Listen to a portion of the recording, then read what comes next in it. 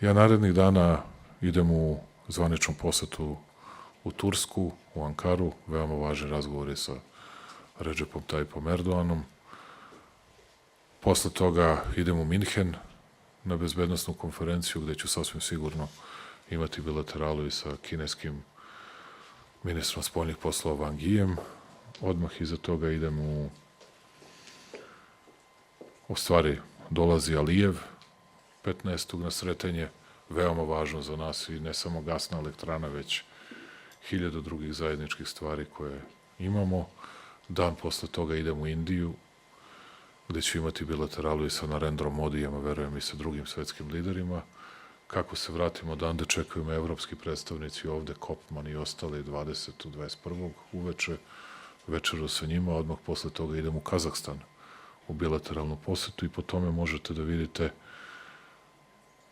da mi iskreno kažem, ne znam ni kako ću te letove da izdržim, meni to nije jednostavno zbog pritiska, ali šta da radite, morate, veoma važne zemlje, veoma važna pitanja za veoma važna pitanja za Srbiju, ali ovo sam vam ukazao na to zašto svi lete ka arapskim zemljama. Sećate se kako su mi se smejali pre 12 godina kada sam krenuo u druženje i prijateljstvo sa šejkom Muhamedom bin Zayedom, a sad ceo svet ide u Emirate.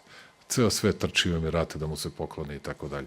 A meni se smejali razni u Srbiji koji ništa nisu razumeli i koji nisu shvatali šta je politika.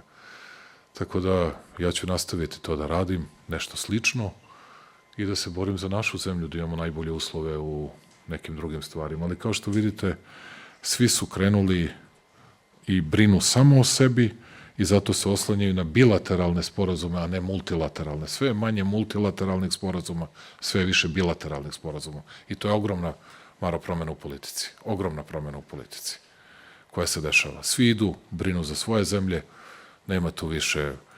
Pogledajte ga, Mike Carney, posle razgovora s Kinezima, razgovara s Turcima, kanadski premijer, i kaže Turska je strašna zemlja za nas, u NATO je, dakle, u istom smo bloku, ne ugrožava nas, sa njima ćemo da sarađujemo na najbolji mogući način. Potpuna promena paradigme politike kakvu smo poznavali do pre samo godinu ili dve. Sve se u svetu promenilo. Tako da i tek će da se menja. I ubrzano se menja.